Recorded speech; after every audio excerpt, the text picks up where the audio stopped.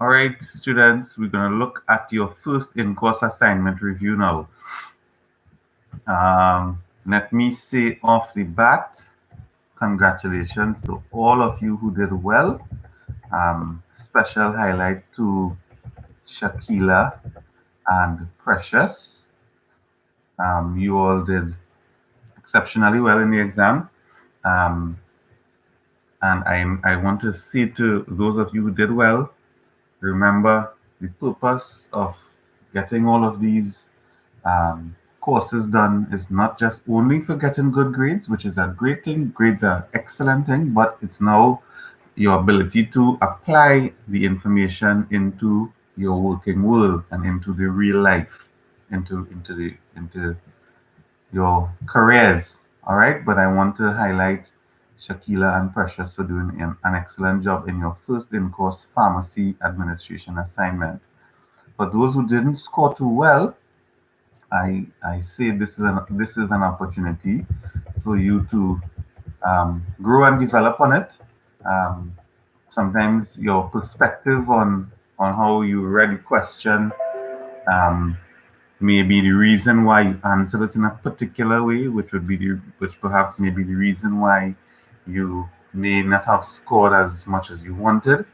Reminding everyone again that when you are answering your question, I want you to read your question and answer your question. I want you to reflect on your lectures. You all have a really good opportunity to do your exams with your lectures available, with your notes available. So use your lectures and let that help you to answer your questions accordingly. There were one or two persons who didn't write sufficiently. Although I'm a great big fan of being succinct and I'm a big fan of not writing long, elaborate, and unnecessary speeches and notes um, and answers. If you're doing something concise, the content needs to be on point. So your content is very important. Similarly, your content must be important if you're writing this amount of work. We know there's a word limit, but even though you write this amount of work, but your content is this amount, then that's the marks you're going to get. Similarly, if you write this amount of work and your content is even smaller, then that's the amount of marks you're going to get. If you write this amount of work, but your content is fully this, then you're going to get your marks. So I'm urging those of you who didn't score as well as you wanted to use this as an opportunity to improve on the next exam, to improve with your lit review. There are marks for everyone. I want everyone to do well. I want everyone to understand the information. And I want those of you who didn't score too well to understand that although you may not have scored well right now in this exam, the objective is at the end of the course that you have a far better understanding and sometimes not scoring well on your exams. And it is all part of your learning and your growing process. All right. So see these things as opportunities and reasons for you to now look back and see where you have learned. I always say mistakes and missteps are where there are areas of the largest amount of growth. We all grow the most when we engage in challenging things. So if it is that you went off course, recognize where you went off course and correct it. And I can tell you all from now immediately that at least one of the students who didn't score too well in this farm admin exam, the person went on to do well in their community exam. So there is possibilities of getting a low grade because you may not have answered the question properly. You may have the information correct, but how you answer the question, your wording, your explanations wasn't all that. So just wanted to say those things off the bat, and again for the third time, congratulate Shakila and Precious for doing an excellent job in the exam. It was a real pleasure to read your answers, and I hope that you can share your skills with your classmates. So, for the first, let me just take a look at the grading. The grades I have. I think everyone got their grades. Is there anyone who didn't get a grade for farm admin as yet? Did anyone not get a grade for farm admin as yet? Just tell me yes or no. Tell me says you could just answer here or send me a WhatsApp privately if you did not get a grade for farm admin. We're gonna assume everyone got their grades, all right? But those who didn't, just let me know. Um, right. So we've had uh,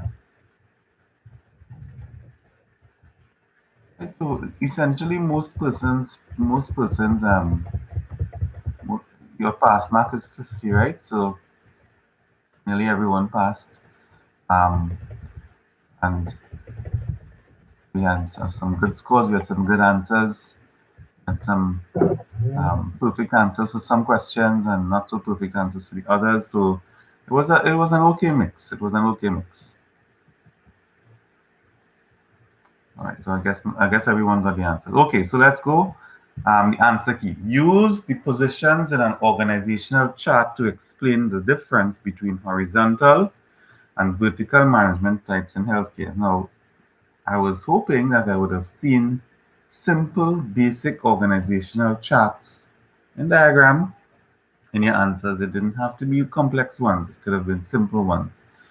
I was hoping that at least you by doing this you will recognize what is an organizational chart. It's something that we didn't I didn't teach this in class because it's something that can be easily found if you just look up what an organizational chart is. Some of you in your answers you mixed up the concept of organizational chart and organizational structure. A chart a chart simply is a depiction of where persons' positions are in an organization. A chart simply is a pictorial demonstration of where persons' positions are in an organization. And yes, it's going to tell you about hierarchy, right? And that's the vertical part.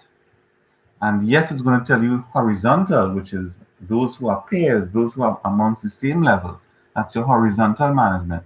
Yes, I accepted some of your explanations about horizontal management being flat-based management. Yes, where you don't have a long hierarchy of from CEO, and then we have so many positions coming down.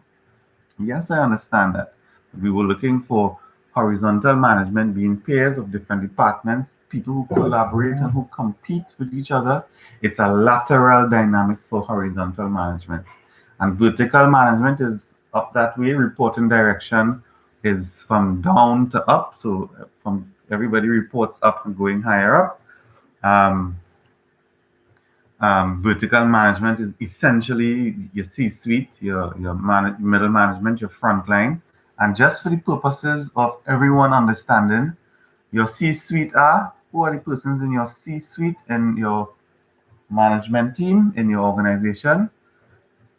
Can someone just for the purpose of letting everyone in class understand and everyone who may be looking at the live what the C-suite is?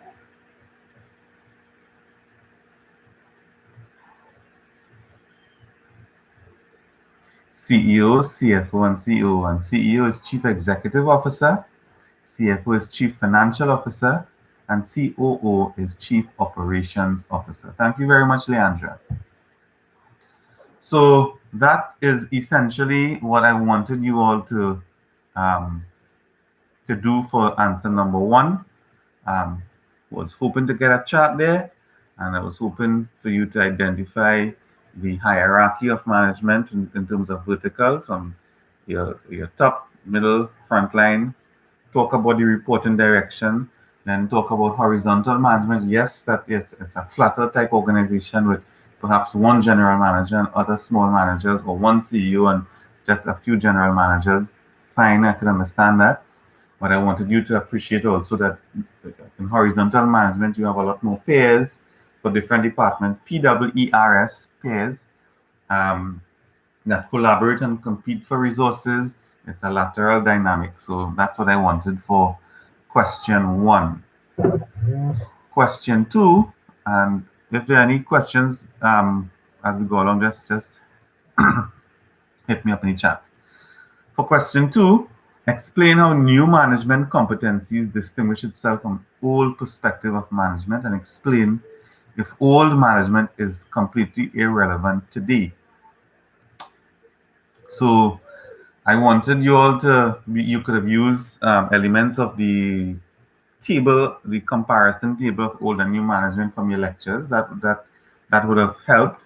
Um, I wanted clearly for persons to say old management is control and command, but it also has structure and accountability in it. And that's what is relevant today. Even in today's management, we still need some structure, we still need some accountability, and it's still used, it's still needed today. And new management is about coaching and mentoring, relationship management, team building, learning organizational culture. These are the things I wanted you to talk about and expand on a little bit to get your full 5 marks, and to talk about old management some more, and talk about the control and command and other things that exist in old management. But in particular, what is needed today from old management is the structure and the accountability part to ensure organizations are being run efficiently, and there are reward mechanisms in place for when things go right and go wrong. All right. So that was the answer for question 2. And for your third one, again, we had some nice answers for all of them. Some persons would have answered question 2 really great, but didn't do so well on 3 and 4. Um, some persons answered question 4 great and didn't do so well on the other. So, and then we had few persons who did well on all of them. All right. Thirdly, we looked at how a systems theory can be applied to management. So systems theory, I was looking for persons talking about open or closed systems, talking about entropy, talking about system interdependencies. I wanted persons to demonstrate an appreciation that various parts of systems may work together to create the whole. Um, I wanted persons to explain what open and closed systems are, give a little explanation of what entropy can be about, and to state that systems theory can help with change management and transformation of department, how it helps to buffer and prepare the entire department for a change that might be coming. Those were the type of things I was looking for with systems theory. I appreciated and rewarded persons who mentioned that systems is about input processes and outputs. There are some persons who did little augmentations of that basic system, which is with the feedback loop and external, etc. So those were looked at favorably as well. Um, but those were the things I wanted. Open to discuss open and close, discuss entropy a little bit, talk about system interdependency, synergy, and preparing your entire organization for change, buffering it, preparing it for change that might happen in change management. So that was your third question. And for your last question, we asked what discuss the role, function, and significance of the human resource department in an organization. And off the bat, I wanted people to say to me that your HR department is the gatekeeper to the organization. Your HR department are the ones that are going to allow persons to come into your organization, whether you're going to keep them out or you're going to allow them in. So the gatekeeper. Your HR department is involved in recruitment and selection. That's the gatekeeper part. Maintaining a healthy workforce, training and development. Retention, compensation, and benefits is what is going to help with retention. And ensuring that organizational goals are achieved. That's strategic HR management.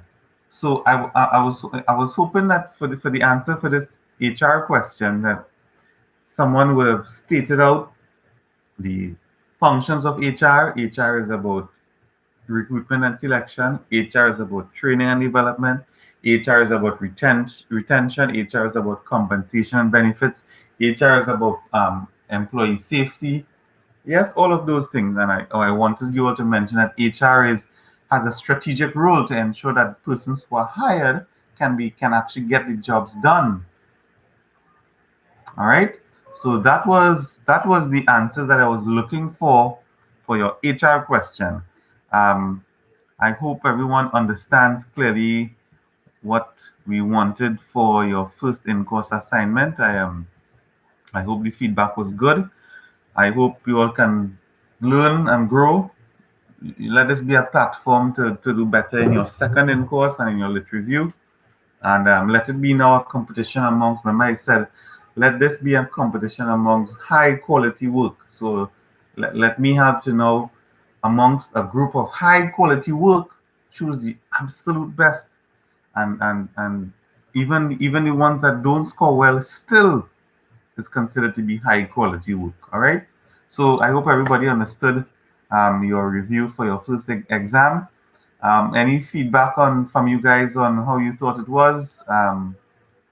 Anybody want to tell me anything about the results? I know some of you may not be happy with your results, but I really tried. I really tried to ensure that um, I was being as fair as possible in marking. You know, I have my answer key, and I would read your answers, and I would go back to the answer key and read your answer again. So it's a time consuming process, and it's done in an effort to ensure that you get the grade that you actually truly deserve. So, anybody have any questions on the first in course assignment?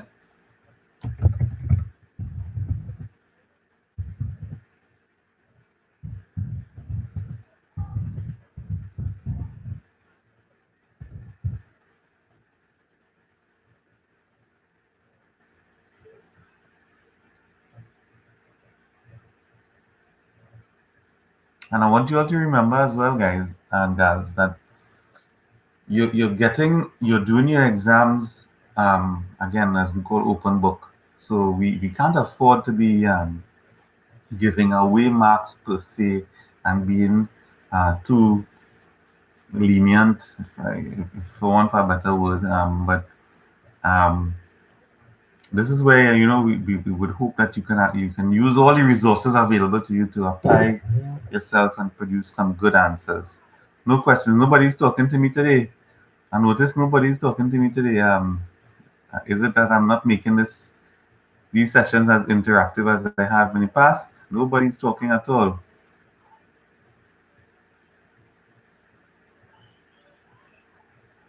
No questions on the first in course? All right. All right. Well, if there are no questions, again, congratulations to those who did well. Those who didn't, I hope that you all can um, allow this to position yourself to improve on the next try.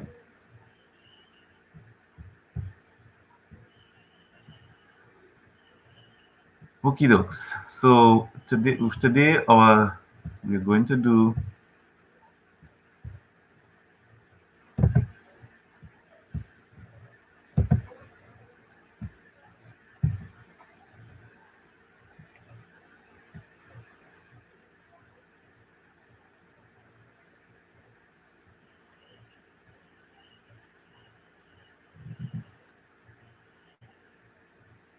today we're going to do inventory management.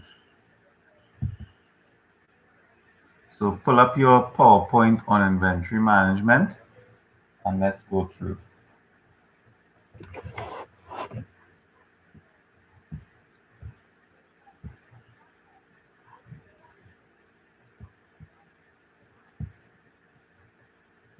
Are we ready, guys? Inventory management is open and ready to go.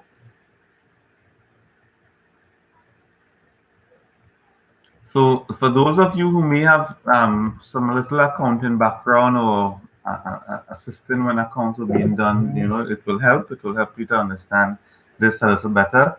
But again, the information is very simple.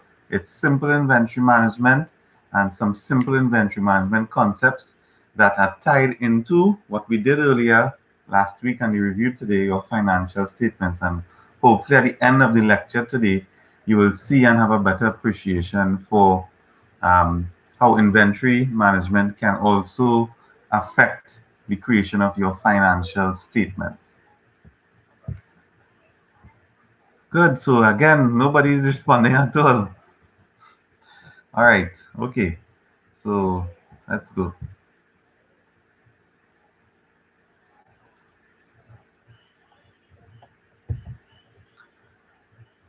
So for inventory, I want you all to understand there are some terms you need to understand. The purchase order is an authorized purchase of inventory from an approved vendor. Now, we're using this term purchase order because the correct term to use is the term that when you're going to have very large, complex organization, you would have things such as purchase orders. Especially in the retail environment, purchase orders would be the order of the day for those involved in purchasing, and it usually must be an official document. The receiving report is almost like a delivery note as well, or sometimes an invoice that the company would bring when they're delivering the items. The record of the inventory that is received, price, quantity description, all of those things must be looked at when receiving your inventory. Does any one of you here have experience at all in retail? Any experience in retail? Anyone? Anyone here worked in a food store, a pharmacy, a electronics store, anywhere that had to a grocery, anywhere that had to receive inventory? Shakila, right? Oh, so you all talking to me this morning? Well, I assume everybody was vexed. All right. Yes. So you all understand, Kavita R. Yes.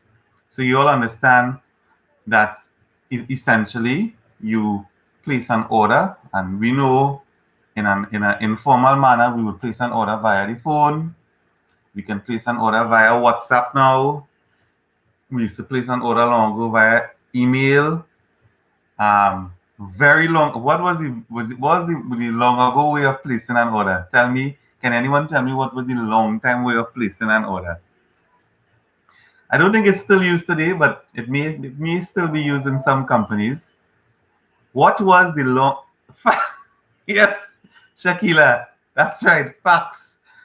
Who has a fax machine today? Some people do. Yes. Okay. Fine. But fax was actually the real standard way in which you would have your document printed out, and then you would put it through this phone device, and then it goes through, and then they receive it on their end exactly as you sent it. So that's fax. And fax quickly got taken over with the World Wide Web with email, and and of course we've always had phone calls, which would be the informal way of ordering things. And now we have WhatsApp. I mean, one of the biggest ways in which we just would send through an order. Social media and the internet has really transformed so many things. Oh, and there was something I wanted to send to you all um, that I saved from Facebook. It was, I'll read it to you. If I could send it, I'll see if I can send it via the WhatsApp chat. Let me see if I can get this here. Share more options.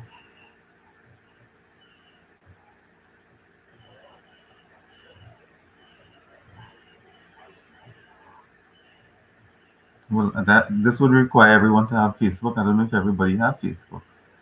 Um, Maybe I could just I'm gonna save the picture first.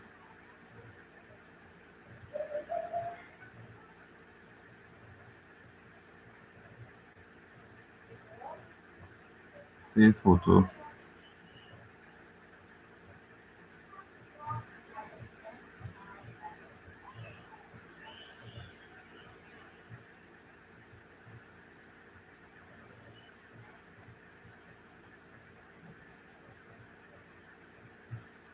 So I just sent you all something there via WhatsApp. And it's just something that Elon Musk said several years ago, that now no, people have no excuse because of the social media and because of the internet, that you can educate yourself, you can become so much more efficient with good application of ICT, with good application and use of social media as well. So just that's a side note that Shakila made us all laugh with fax. Yes, long ago we used to use fax to send orders. But now we have so many more easier, easier methods, quicker methods as well, efficient methods to send orders. Recording inventory. Long ago as well, there was something called an inventory ledger, which is something that you would just write down all of your stock. It's essentially a notebook that you'll be writing down the item you have and the quantity. And in today's world, we have software.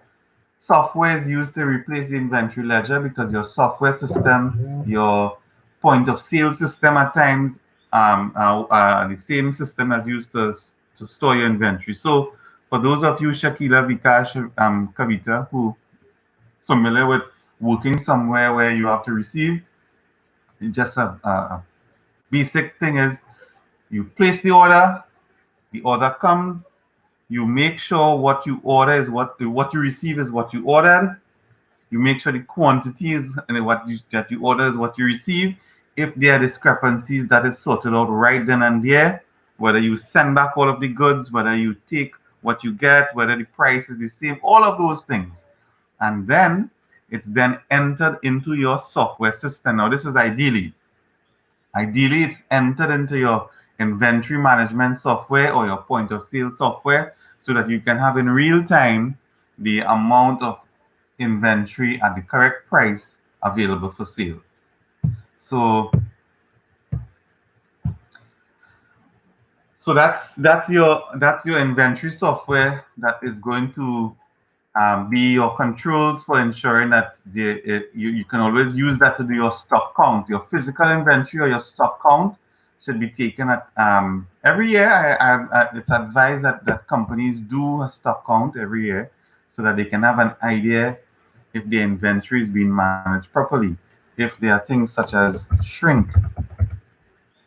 Can anyone tell me what shrink is? I know I would have mentioned this in the summer class. What is shrinkage in inventory, in terms of inventory? What is shrinkage in terms of inventory? When you hear your finance manager or your accounting person or your inventory person say, we haven't too much of shrinkage in inventory, what does that mean? Loss, depreciation of stock. Close, you all are close. It's not the complete the complete answer. Anybody else want to make a guess?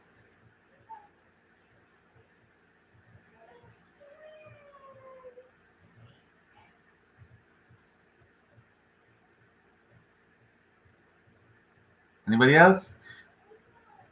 Fewer items at what is an inventory list. Yes, Leandro, that's correct. So shrinkage just simply means that your inventory list or your stock on your system or your stock in your books. Let's just say your stock is saying 10 of these items. Your physical count is saying 8 of the items. You may check through your sales and see you've only sold one of the item. Therefore, one item is missing, and that is generally categorized as shrink. And shrink simply means it may be lost, as in it's located in somewhere else, it's put into another location that cannot be immediately found, or it can be damaged or spoiled, or it can be stolen. So this is what shrinkage is about in inventory, and it's something to safeguard because when your inventory disappears, that's a cost to the organization. That's a loss to the organization, Kavita. You're correct. It's a loss to the organization. And it's something that you need to address because it would mean that the systems in place for keeping the safety and security of your stock before it is made available for sale There may be issues there that need to get worked out. And we can all think of examples of where stock gets shrunk in certain companies and in certain police stations where um, evidence goes missing, etc. So um, it's something to safeguard. A physical inventory, although it's a tedious, onerous task, boring task, difficult task at times, um, in physical inventories ought to be done. You would see the larger companies do them from time to time. Sometimes they do stock counts every 3 months for you for that's for the huge companies with large amounts of inventory. And for the smaller ones, it's recommended at least once per year you do a stock count or inventory count. All right.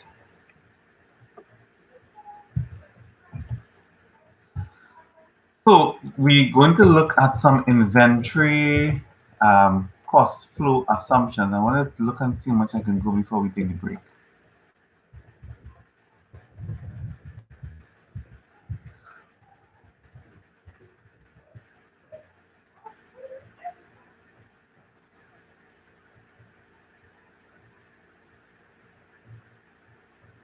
Right. So we have several cost flow assumptions for inventory, and the first is specific identification inventory cost flow method, where the unit that is sold is identified with a specific purchase.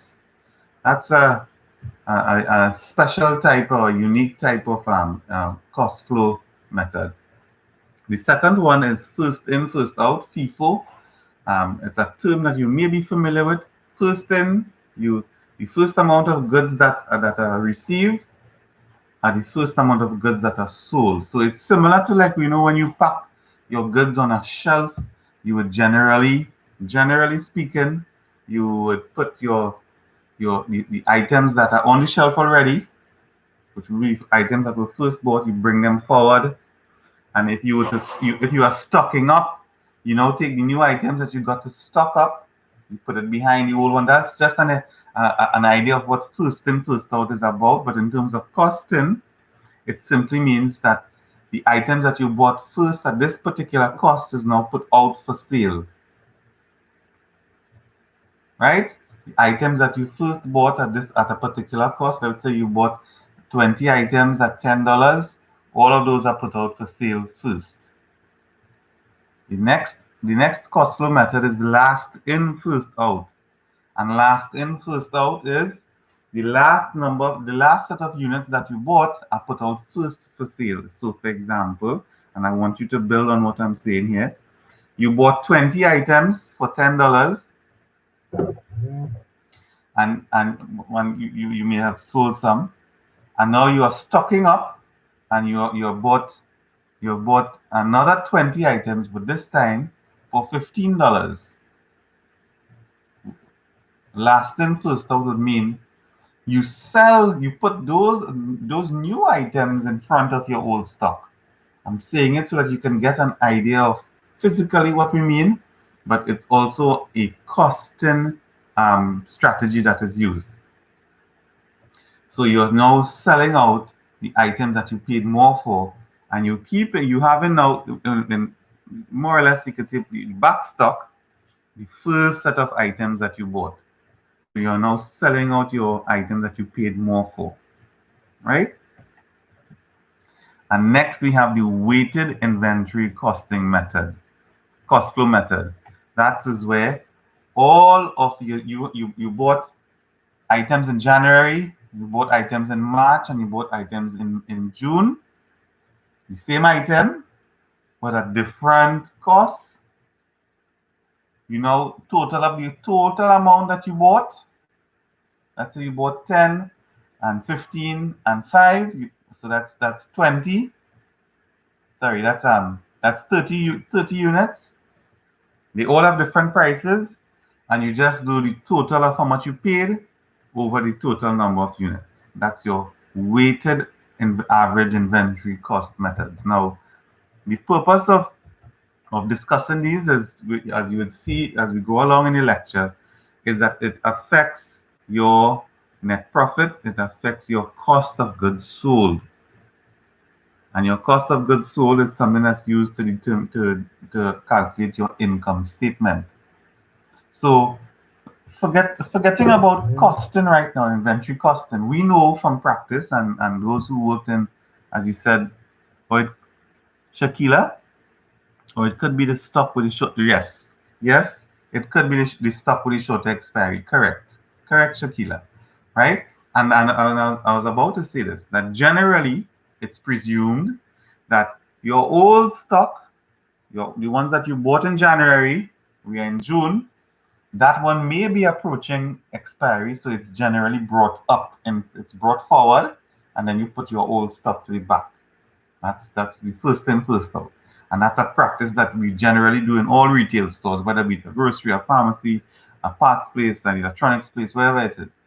You always want to sell out your old stock first because you don't know the we don't know if the expiry is approaching. And generally speaking, it helps with what we call rotation of stock. Rotation of stock. So we do those things for rotation of stock. Um, and that is and last in first out again would be rotation of stock. And as Shakila rightfully said, you may have bought some items that you may be getting cheaper because the expiry is shorter. So you want to put those out. You can get it sold before it expired. Plus, you can now offer for sale the item at a cheaper cost. So you can use that to your advantage for last in first out. And weighted average is the average amount of how much you paid versus how much you bought in total. So before we go into some more of the um, costing methods, I will let's go take the break now, and when we come back, we'll finish it out, right? Because it wouldn't be much here after this. Okay, so let's go for the break now. Um, just let that simmer in what we just discussed, and then LIFO, FIFO, weighted average. So when we come back, we can now get into each of them individually, and then look in calculation form as to how it can affect your income statement, your cost of goods sold. All right, so we'll take a break now, and we shall return at 10:50. We return at 11:05.